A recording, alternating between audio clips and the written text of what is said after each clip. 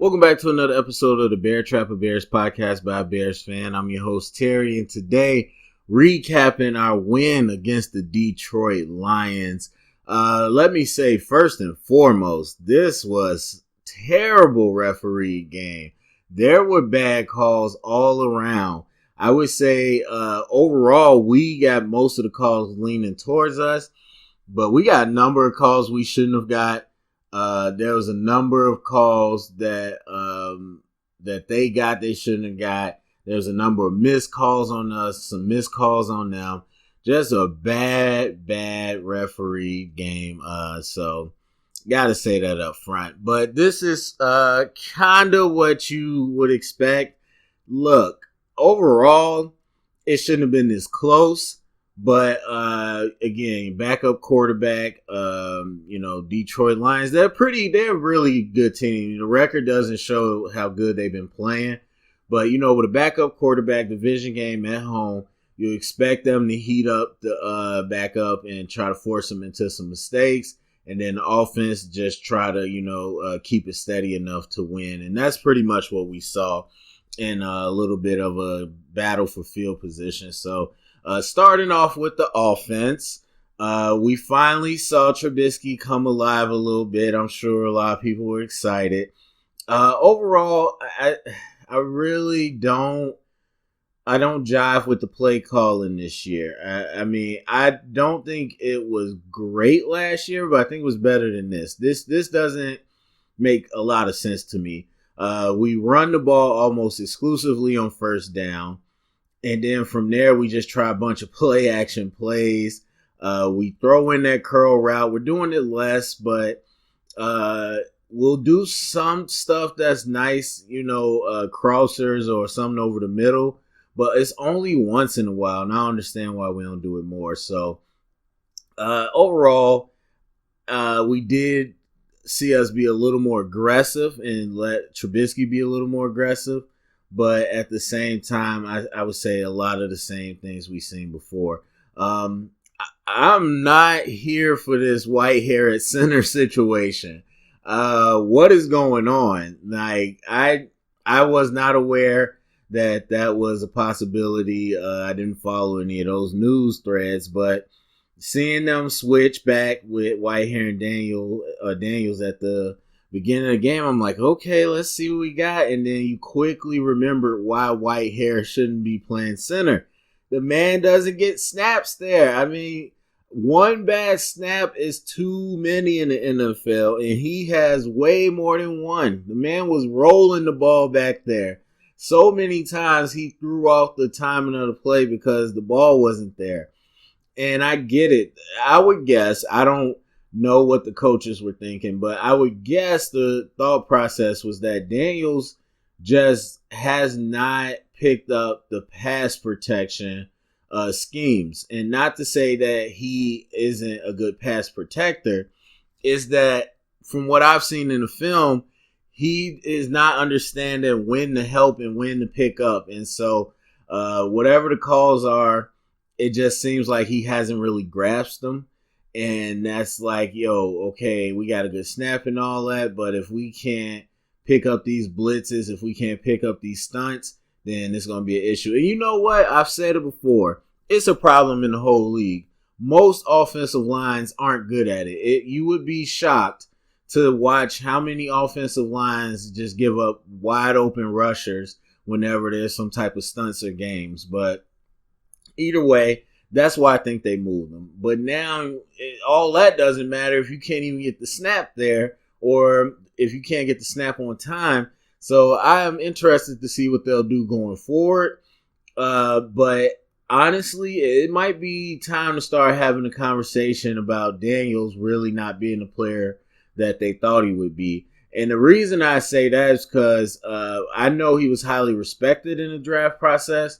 But he wasn't on my list because I didn't have tape. There was like really no tape of him for the public consumption. So I never really had a strong inkling of what he could do outside his athletic first step. And so he was never big on my list, but I know he was respected in the draft community. So I couldn't tell you what, to expect. But now that I've had time to see him play, it's starting to look like, that mental part of it has been tricky for him. And so that might have to be a discussion going forward. But either way, I'm not with the white hair center situation. Not sure how it's going to look. So overall, I mean, we still weren't prolific. We still struggled out the gate, but we did pick it up a little bit, and we did put up enough points. I think 3 touchdowns is what you want out of the offense with a defense, like ours. So overall, I would say a B. And it was, it was sad we can't put the game away. I really didn't like those straight run calls, especially the way we were running the zone. Like, come on, you got to do a little more power, something a little more downhill, like an ISO if you're going to run the ball. And then don't be scared to pass. I mean, I know it was a long shot for the defense, but I wouldn't have been scared to pass to kind of put the game away. So I guess I'd be okay with a B.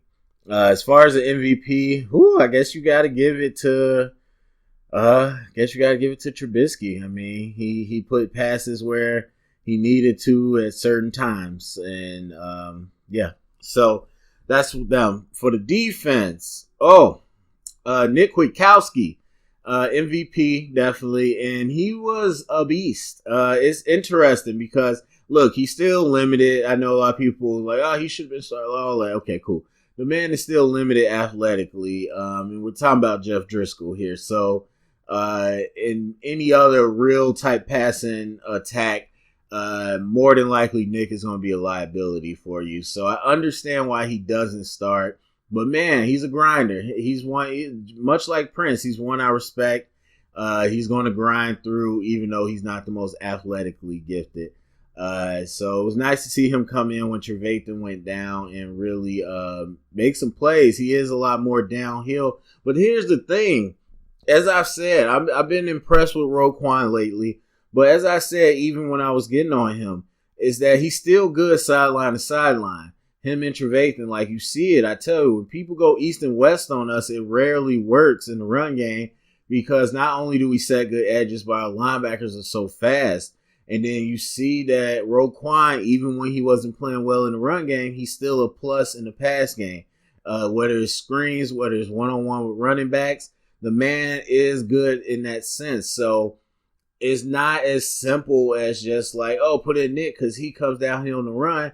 Well, then Nick can't do those other things that Roquan can do. So it's just tough. I mean, not everybody's going to be able to give you everything. It's a balance, pros and cons, and that's the part of the coaching staff. So I like Nick. I've always liked Nick. Nothing against him. And I like Roquan. They just got different skill sets. But I think they play well together. So it's nice to see them do that. Even with that being said, though, this was the backup quarterback for the Lions, and they still drove down on us opening drive. I don't want to hear the defense was tired. Were they tired from the pregame warm-up? It was opening drive. They didn't score, but they drove down on that, moved down the field. They put up they lost by 7. And so it's tough. I mean, I know people want to blindly just cheer on everything, but there's some stuff to look at this defense. And there's nothing new that I haven't said, but I definitely think we don't have pass rush, man. We do not have it. We do not have manufactured pass rush or outside of that. We have to blitz, and we start turning up the heat in the third quarter especially, but we have to blitz, stunt, games, do something to get pressure because whenever we go forward or straight up, we can't get pressure. And that's including Khalil Mack. And I don't want to break everybody's mind right now having that conversation about trading Khalil Mack that somebody else mentioned, not me. But I could talk about that conversation. I'm not going to do it now, but I could. The thing is, for whatever reason, Mack, he keeps trying to bully ball. And it's so weird when the pass rushers do this. I'm so serious. The one person I have seen really stick with understanding to get off the block is Aaron Donald. And that's why people are like, oh, Aaron Donald doesn't have sacks this year. Guess what? Aaron Donald has hella tackles for loss and still will blow up a run game. Because even if he doesn't get the sack, he's constantly trying to get off blocks. For whatever reason, Mac keeps trying to tangle with people. He keeps trying to bully them. And you can win that way, but more times than not, you can take yourself out of play that way. And so I don't understand why he's not trying to hit the edge and lean around. He has the ability. But either way, even with Mac, I would say straight up floor, we haven't been creating a lot of pass rush. So there's that too. It's something to think about. It's definitely something to think about as we go forward. But overall, as far as grading the defense's performance, I mean, I would give us a B. I'd give us a B. I give both sides a B. And I already said Nick would be my MVP. So there's that.